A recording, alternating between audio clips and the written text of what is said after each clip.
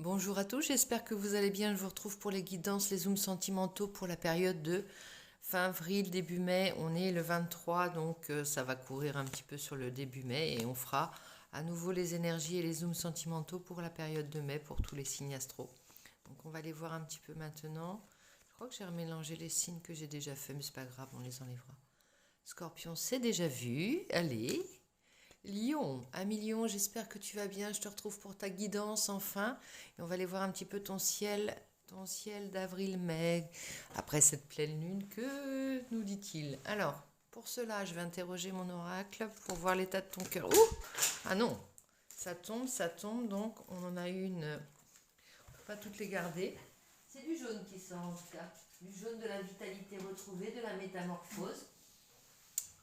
Un grand chamboulement à l'intérieur de toi et qui s'opère tout à fait naturellement, visiblement, qui ne t'empêche pas d'avancer. Allez, c'est parti. Quel est l'état de ton cœur?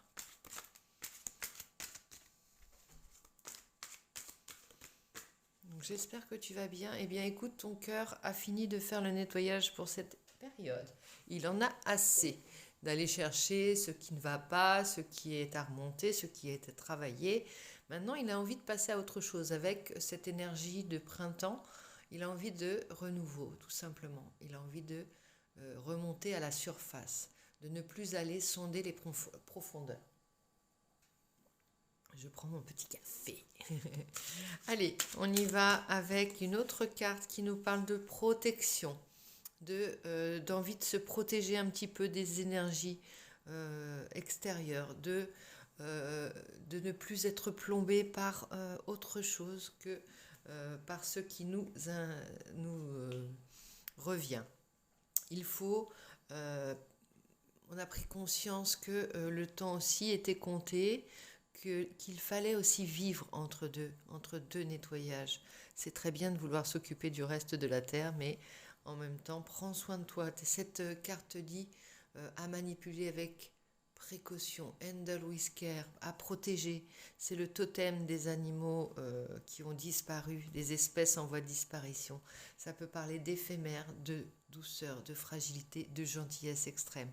En cette période, ton cœur, il a envie de ça, un peu de repos, un peu de bienveillance, un peu de gentillesse. Simple. On y va avec le tarot, on va aller voir ce que nous raconte ton histoire pour cette période à millions. Oups. Alors, le 6 de coupe, on a quelque chose ou quelqu'un, une relation qui revient du passé, une certaine nostalgie quant à des histoires, voilà, le fait d'avoir remonté et travaillé, peut-être que ça t'a fait repenser à des personnes ou à des relations, à des manières d'aimer ou d'être en affection avec les gens, enfin les gens, les autres, qui te rendent un petit peu nostalgique et t'ont rappelé certaines personnes. En même temps, ça a permis de... peut-être que tu as anticipé le retour d'une personne. Tu prévisualises le retour d'une personne. Tu le pressens. Tu n'en es pas sûr, mais tu sens qu'il y a quelqu'un du passé qui va revenir. Ou tu lui laisses la possibilité de revenir intérieurement. Tu n'es plus fermé à cette... Enfin, tu en prends conscience simplement. C'est pas comme si tu étais fâché avec cette personne. Ça me dit plutôt que tu l'avais oublié pendant toute une longue période et elle remonte à la surface. Elle a peut-être quelque chose à te dire, une vérité à t'apprendre. En tout cas, il y a une précompréhension de ce que tu as vécu, une compréhension, non pas une post-compréhension de ce que tu as vécu avec cette période, avec cette personne durant cette période. C'est-à-dire que en travaillant un petit peu, en te repliant sur toi, en travaillant un petit peu toutes les énergies et les choses du passé que tu avais à aller chercher, tu as mis en lumière une relation où une personne est revenue et remontée à la surface pour te dire quelque chose, pour t'apprendre quelque chose, pour valider la leçon, valider l'enseignement de cette relation, quelque chose d'important pour toi pour continuer. Alors, ici, 3 d'épée. Tu étais en souffrance jusque-là, je pense que c'était la guérison de cette relation du passé. Pas forcément en ayant contact avec cette personne, mais c'est simplement le besoin de clore le chapitre ou de fermer la porte afin de ne plus souffrir avec cette blessure encore ouverte. Parce qu'il y avait un au revoir qui n'avait pas été signifié, il y avait un je suis là pour toi si tu as besoin, ou quelque chose comme ça. Vraiment, on a oublié de fermer une porte et elle est remontée. Et elle avait besoin, comme une bulle une bulle d'air remonterait à la surface de l'eau pour faire le vide et pour être pleine, complète. Alors, on y va, on continue la lecture.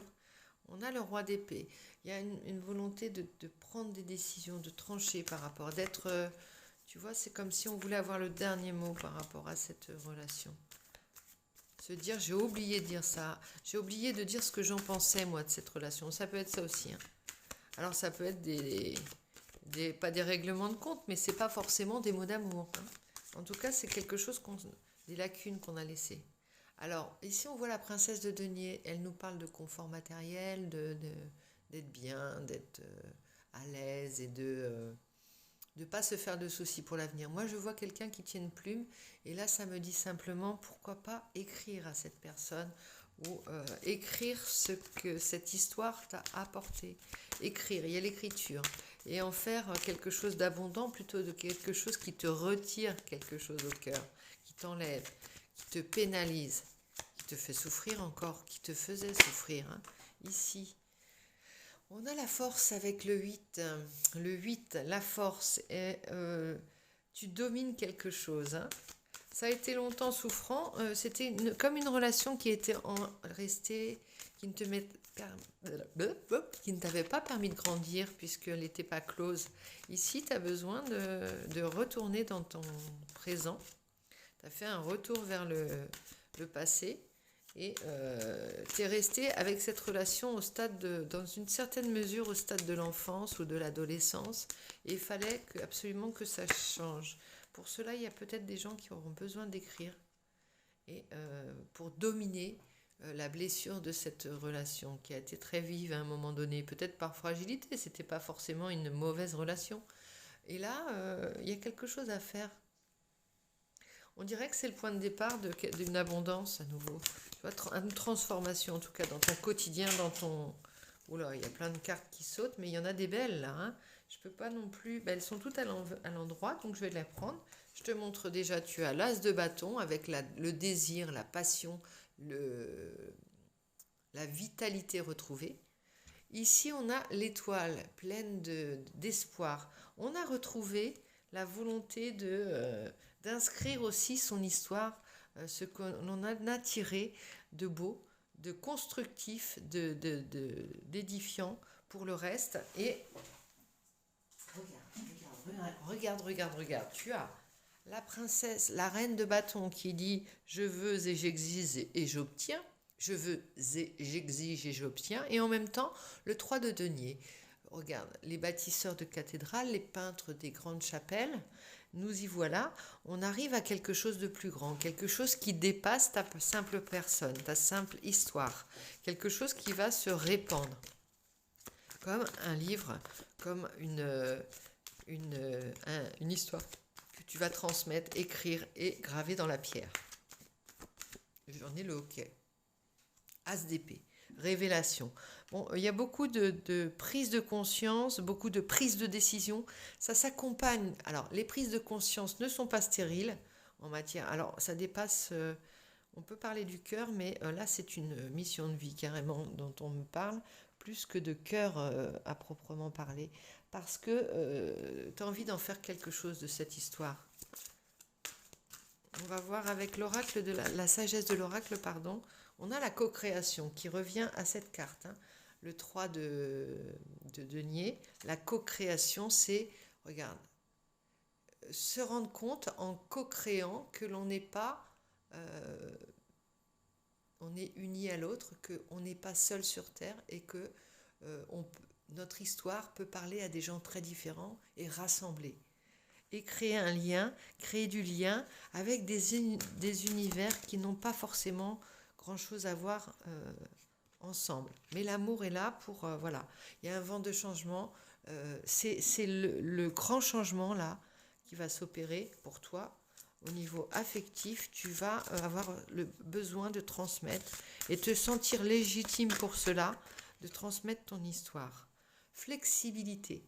Alors, et puis ça va te remettre un petit peu en souplesse, j'allais dire, par rapport à ta vie.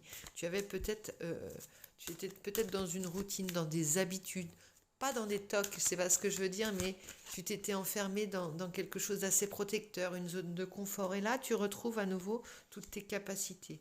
On te demande d'être dans ton énergie yang, celle qui donne à voir sans avoir peur de quoi que ce soit. Et vraiment, tu as un chemin à prendre, tu as un choix à faire, tu as des décisions. Tu dois te mettre en roi d'épée par rapport à ta vie affective. C'est-à-dire prendre des décisions, ça je le veux, ça je ne le veux plus. Euh, je veux en tout cas écrire cette histoire. Je veux clore ce chapitre d'une manière belle, que cette histoire soit donnée au monde d'une manière à ce qu'elle serve, à ce qu'elle soit vivante, à ce qu'elle continue d'exister. Ça peut être quelqu'un qui te revient du passé mais qui n'est plus là aussi. Ça peut parler de ça. J'ai envie d'écrire tout ce que ça m'a... Comment cette histoire m'a transformée au niveau du cœur. Après, tu peux écrire directement à la personne. Hein. Si c'est ça dont on parle, ça peut être ça. Et d'un seul coup, une grande liberté retrouvée, une grande autonomie. Le début de ta mission, de cette vie sur Terre, une de tes missions. Si tu l'acceptes, c'est ça un petit peu ce que ça dit. Alors, ici, la relation karmique. Bon, la relation dont je t'en parle est karmique. Il s'agissait sans doute, ou il s'agit d'une âme sœur, d'une flamme jumelle, ou d'un partenaire de vie. Tu vois ? Quelque chose de très... voilà. Et je ne sais pas si ça te procure de la joie, ce que je te dis, mais de la félicité. Enfin, tu comprends l'importance de cette relation et quelqu'un la valide, la reconnaît comme importante, tu vois. Quelqu'un dit, ben oui, c'est effectivement quelqu'un, cette prise de conscience que l'on a peut-être à force de faire le tirage ensemble, là, une prise de conscience en simultané que cette relation avait sa raison d'être, que cette relation était importante, que tu n'es pas la seule à croire que cette relation devait être, tu vois,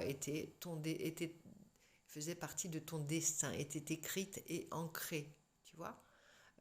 Avec ce tirage, déjà, elle devient notre histoire. Ton histoire devient un peu mon histoire, puisque je la raconte, puisque je la dis, puisque je te la retransmets. Ça commence comme ça, à partir du moment où on en est deux, à entendre et comprendre cette histoire, lire cette histoire, eh bien, on n'est plus à l'intérieur de nous-mêmes, on est dans le message qu'elle nous renvoie. Et c'est important. Il y a une compréhension que tu me donnes également, toi, par ton tirage. Projet d'avenir. C'est comme si moi, je prenais conscience du fait que j'ai quelque chose à écrire par rapport à une relation du passé, tu vois. C'est comme ça. On refait des projets. À nous deux, on s'ancre dans le présent pour anticiper et nous projeter. Le commencement, il y a le commencement de quelque chose. Alors on va peut-être te proposer quelque chose, un nouveau départ, une mission. Je te parlais de co-création. Là, il s'agit d'une entreprise peut-être ou d'un livre à écrire, de quelque chose à mettre en place, à mettre en œuvre en tout cas, de beau. Alors le contretemps, c'est quoi? Retard, pause, report. C'est quelque chose que tu sembles avoir reporté. Pourquoi? À cause, avec des hésitations, des incertitudes, des peurs aussi, peut-être de l'auto-sabotage. Je ne suis pas capable de. Qui ça va intéresser? Est-ce que je peux recontacter cette personne? Et pourtant, les belles pensées, rêver, penser à quelqu'un, rêvasser, c'est quand même les trois quarts de ta psyché, de ton, comment dire, de ton tissu mental, de ton tissu de cœur affectif, tu vois. Ça occupe, ce que je veux dire, tu peux pas le nier dans la mesure où ça occupe concrètement ton corps et ton cœur.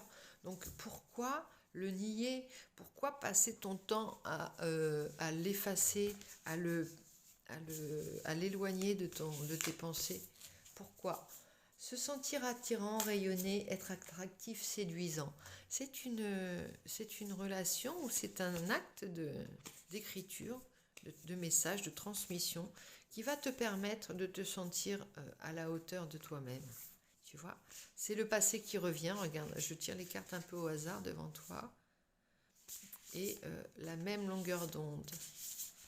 Je m'arrête sur la situation complexe où l'on ose se lancer. On a un choix à faire. Les relations sociales, la relation magnétique. C'est comme si on avait comme dans l'oracle des miroirs, la carte magnétique, des miroirs magnétiques. Tu attires, je vais attirer avec ce tirage cette conscience en toi que tu as quelque chose à écrire, que tu as quelque chose à dire à quelqu'un, que tu as quelque chose à extérioriser afin d'être toujours dans ton chemin. Bon, bah écoute, moi j'aime beaucoup ce tirage. Tu me diras ce que tu en penses, 1 million. Je te souhaite une excellente fin avril et un beau début mai. On se retrouve pour le mois de mai, pour les guidances et les énergies générales. Et les zooms sentimentaux, bien sûr. Donc j'espère que cette guidance aura résonné en toi. Je te fais plein de bisous. Je te dis à très vite.